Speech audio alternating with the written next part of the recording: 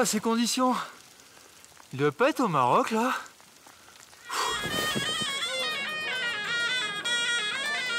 Donc là, je suis sur une terrasse à Marrakech. C'est un peu curieux comme destination par rapport aux endroits où je vais habituellement. L'idée qu'il y ait de la glace au Maroc, qu'il y ait un pays en Afrique, qu'il y ait un pays qui a le désert, c'était un peu une idée folle. Et pourtant, notre objectif, c'est d'aller chercher une goulotte, un couloir dans une face nord.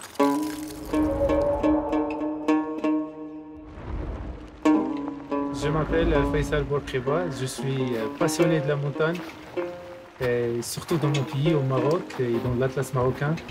J'ai commencé à faire de la montagne là, il y a 11 ans. J'ai commencé par le trek et petit à petit, je me suis lancé dans l'alpinisme. Je pratique l'alpinisme dans le Atlas marocain et surtout dans la région de Tazarat, qui est très proche de la région de Toubkal, qui est très connue au Maroc. Le Tazarat est un mot qui signifie en berbère le petit plateau. C'est un plateau qui culmine à plus de 3900 mètres. L'accès au plateau de Tazarat peut se faire par plusieurs couloirs qui font autour de 800-700 mètres de dénivelé.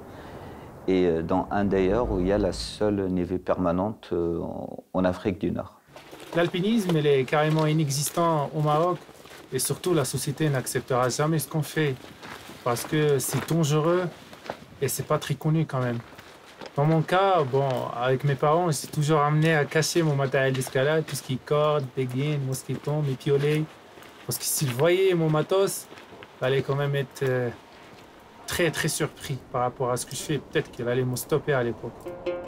Faisal est un grand rêveur un peu têtu, que depuis qu'il a découvert que vraiment au Maroc on peut faire énormément de choses, il a envie de tout accélérer, il a envie de tout, de faire avancer toutes ces activités-là à grande vitesse.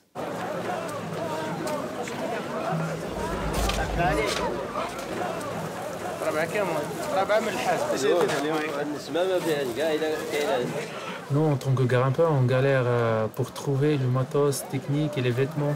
L'accès au matériel, ça a quand même limité le développement de l'activité de l'alpi et l'escalade sur glace au Maroc. Par exemple, une doudoune, ça coûte carrément un salaire d'un Marocain. Donc on a trouvé une solution, c'est-à-dire on visitait toujours les marchés publics dans les villages au Maroc pour trouver du matos de haute montagne. On trouve même le matos technique, des fois des crampons, des fois des piolets, même des fois des tentes, 4 saisons. On a toujours trouvé des bonnes marques et surtout de bons équipements. J'ai la chance d'avoir un collègue de cordée qui s'appelle Adnan. Je fais beaucoup de projets avec lui, on grimpe régulièrement ensemble. Mais même si on a développé beaucoup de qualités techniques et humaines, on n'avait quand même pas le courage d'entamer ce couloir-là et on ne savait pas ce qui nous attend. Malgré notre passion, nous sommes très limités techniquement par rapport à l'alpi et par rapport à l'escalade en glace. C'est là où j'avais l'idée quand même d'inviter un grimpeur chevronné et j'avais la chance de rencontrer Jeff Mercier sur les réseaux sociaux où je lui ai quand même expliqué notre passion et notre démarche. Et lui, il était d'accord de venir ici afin de nous montrer ses techniques d'escalade et bien sûr de nous montrer surtout de grimper en sécurité.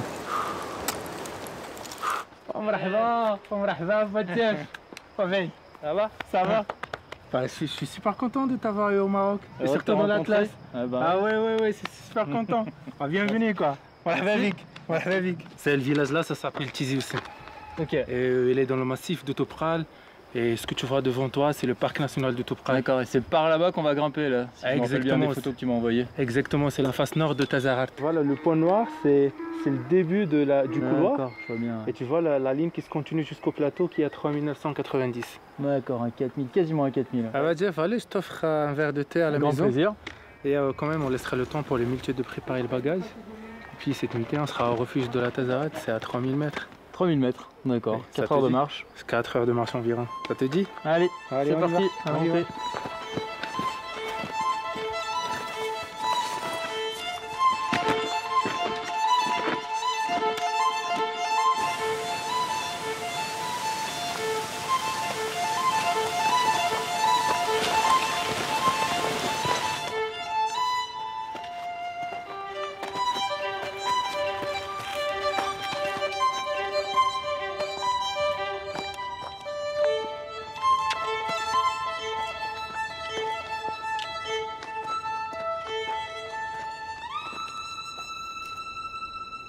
Alors maintenant, on est au refuge de Tazahart, à 3000 mètres. Là, la face qui est devant nous, c'est la face de Tazahart. C'est la face nord qui est juste devant nous. Ouais, tout ce grand bastion là. Exactement, c'est celle-là. Demain, je pense qu'on va essayer de faire cette arête-là. On a 20 minutes du refuge jusqu'au pied de l'arête. Et soit on descend par le couloir de Tazahart, soit on descend par ce couloir-là qui est raide. D'accord. Mais je pense que c'est sympa. Donc, Ouais, je pense que c'est bien de faire ça puis de redescendre par le couloir. On peut voir un peu les manips de cordes. ouais. Et puis après, on redescend dans la neige, parce que pour moi aussi, c'est intéressant de voir comment toi tu marches avec des crampons, toi pour la sécurité, pour la grande journée du lendemain. On fait pas une trop grosse journée, on sera pas trop fatigué. Et comme ça, on arrive et on mange le popcorn. On va pas y passer la journée. Puis après, donc on ira voir ce fameux couloir de glace. La ligne, tu vois bien la ligne qui commence. On voit le névé en pied. bas, ouais. Jusqu'au sommet. On va prendre un seul brin de corde, Ok. 60 mètres, mais on le mettra en double, 30 D'accord. mètres, tiens pour toi. Et on va prendre aussi quelques poinçeurs. Voilà. Je prends des barres. Le casque.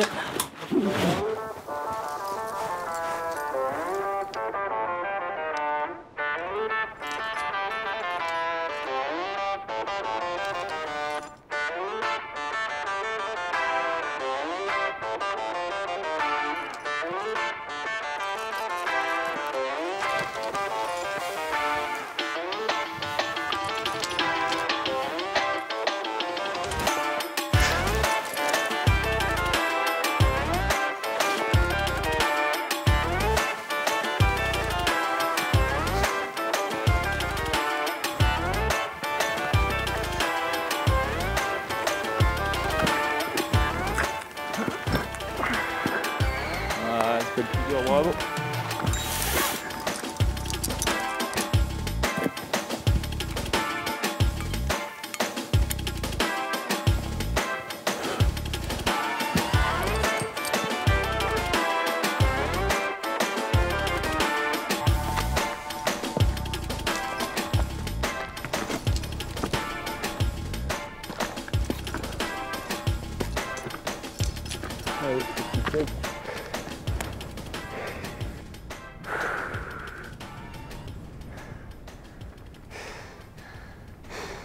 Bah voilà, je pense qu'aujourd'hui c'était quand même un super bon test pour aller faire le couloir demain. On voit, il nous nargue là-bas, on voit son profil. C'est ça, là on voit l'attaque au niveau des blocs. Ouais, tu vois, il est juste devant nous. Ouais. Et ça fait quand même 500 mètres. Du coup, là on a fait pas 300 mètres. 300 Exactement, mètres ça fait d'éperon. 300. Et, c'est une bonne acclimatation, puisqu'à l'altitude c'est important. Là, toi, le sommet c'est quasiment à 4000, là, comme tu disais. Exactement. Et même le rocher, tu t'acclimates avec le rocher, c'est bien. Parce que là, dans le couloir, il va falloir grimper en mixte. C'est-à-dire la glace et le rocher. Carrément. Exactement, ouais. Et donc, tu auras le même rocher qu'on a ici. Mais avec le soleil en moins peut-être. Exactement, Ah. il fait froid là-dedans. Trop froid. Là, on était bien, on était au soleil sur des rochers noirs. On dit souvent que le Maroc est le pays du soleil froid. C'est-à-dire qu'il fait froid quand il n'y a plus le soleil. Et c'est une donnée qu'il va falloir un petit peu gérer. Il y a un écart de température qui est énorme. Jeff va découvrir une particularité qu'il n'a pas forcément l'habitude de voir quand il grimpe dans les Alpes ou ailleurs, dans les latitudes un peu plus sonores.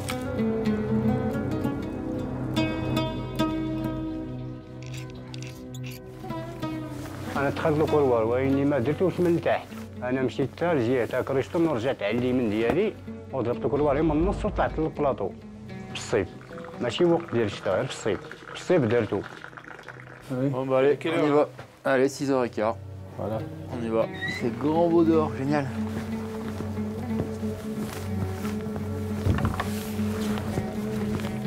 هذاك الشيء اللي كنقولوا حنا دابا هذاك الكولوار ديما كيبقى فيه الثلج، التلاني ديما فيه الثلج بحال الصيف بحال الوقت ديال الشتاء. ديما في الصيف حنا كنشوفوا فيه الثلج. وحنا كنقولوا ديما في ركله في هذاك الكولوار. Oh bah c'est même, on fait ça là. On est plus bien loin. Ah ouais, c'est la première fois de ma vie que je vais entamer celui-là. Ah, ça va être trop bien là. C'est vrai que c'est encore complètement caché le couloir.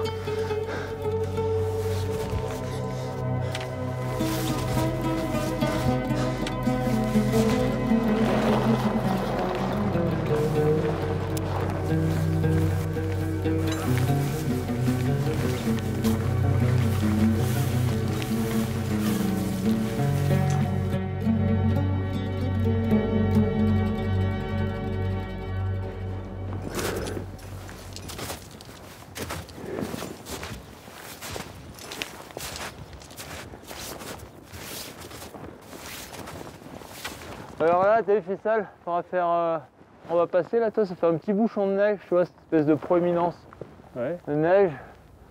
C'est pour ça que j'ai décalé le relais à droite, parce que c'est souvent des masses un peu instables. D'accord. Donc j'essaierai de le protéger au mieux, de toute façon on est à droite.